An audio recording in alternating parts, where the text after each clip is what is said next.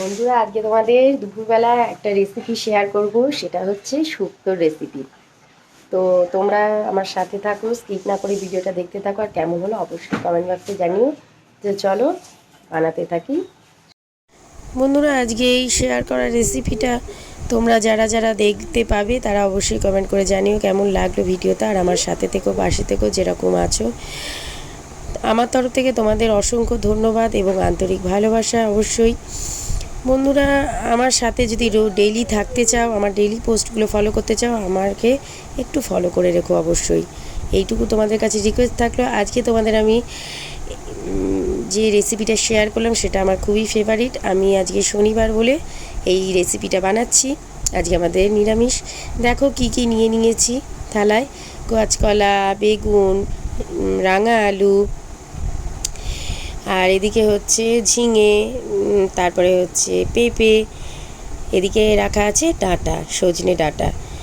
আর বাড়িতে মোটামুটি এই সবজিগুলো থাকলেই তোমাদের মোটামুটি শুক্তো হয়ে যাবে। আর কড়াইতে চাপিয়ে রেখেছি, মানে ভাজা হচ্ছে মেন জিনিস, সেটা হচ্ছে শুক্তো উচ্ছেটা। উচ্ছে হচ্ছে ছাড়া শুক্তো হবে না, জানি আমরা সবাই। তো উচ্ছেটা ভাজছি এখন। যতক্ষণ সবুজ ভাবটা না যায় ততক্ষণ আমি ভাজবো। আর বেশি কোনো সবজি শুক্তোর ভাজবে না, কারণ হচ্ছে পরে সেটা দুধের সাথে হোক জলের সাথে হোক ফুটবে, সেই জন্য। তো পরে নইলে বেগুনগুলো খুঁজে পাবে না, তারপরে হচ্ছে পেঁপেটাও খুঁজে পাওয়া যাবে না, ওগুলো গলে যায়। হ্যাঁ, তো সেই জন্য মোটামুটি একটু ভাজলেই হয় শুক্তোয়। তো যাই হোক বন্ধুরা, কড়াইতে চাপিয়ে রেখেছি আমি। উচ্ছেটা মোটামুটি ভাজা হয়ে এসছে। এবার দিয়ে দেবো হচ্ছে বেগুন আর ডাঁটা বাদে বাকি সবজিগুলো আমি দিয়ে দেবো। আর বেগুন আর ডাঁটাটা আমি লাস্টে ভাজবো। আর বন্ধুরা, ভাজতে ভাজতে তোমাদের একটা জিনিস আমি বলে রাখি এখন। আমি শুক্তোর লাস্টে একটা ম্যাজিক মশলা দিই, যেটা তোমরা বাড়িতে ট্রাই করো। আমি সেটা দেখাইনি এখানে ভিডিওতে, কিন্তু আমি বলে রাখছি, যারা দেখবে তারাই এটা জানতে পারবে। তো তোমরা মনে রেখো, সেটা হচ্ছে কাঠখোলায় তোমরা পোস্ত, সামান্য সর্ষে, মানে 1 চামচ করে, যেরকম সবজি নেবে সেরকম মাপে করবে এটা। পোস্ত, সর্ষে, তারপরে হচ্ছে তেজপাতা, একটা শুকনো লঙ্কা, তারপরে হচ্ছে মৌরি, এই 3টে কাঠখোলায় ভেজে তোমরা গুঁড়ো করে নেবে। হ্যাঁ, সেটা শিলনোড়াতেই হোক আর মিক্সিতেই হোক, গুঁড়ো করে সেটা মানে শুক্তোর একদম লাস্টে তোমরা দিয়ে দেবে কড়াইয়ের ওপর। হ্যাঁ, দিয়ে নেড়ে চেড়ে নামিয়ে নেবে। কেমন? তাহলে এই পদ্ধতিতে তোমরা করে দেখো। আমার আমার যে পদ্ধতিতে আমি করলাম কেমন লাগে, তারপরে খেয়ে আমাকে জানিও অবশ্যই আমার ইনবক্সে। তো বন্ধুরা চলো, এই যে আমার ডাঁটা আর বেগুনটা এবার দিয়ে দেবো। বাকি সব সবজি আমার ভাজা হয়ে গেল, দেখতেই পেলে ভিডিওতে।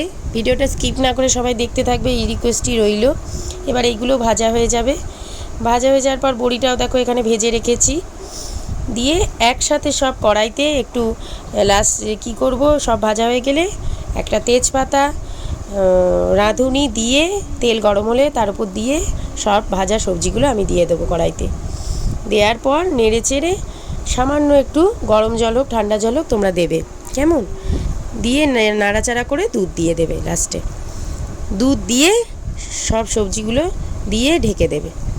সবজি তো দেয়াই আছে, লাস্টে দুধটা দিয়ে তোমরা অবশ্যই ঢেকে দিও। আর কিন্তু কিছু করবে না, বেশি নাড়াচাড়া করবে না, সবজি সব ভেঙে যাবে। শুক্তোই সবজি ভেঙে গেলে দেখতে ভালো লাগে না, সবই গোটা রাখতে হয়।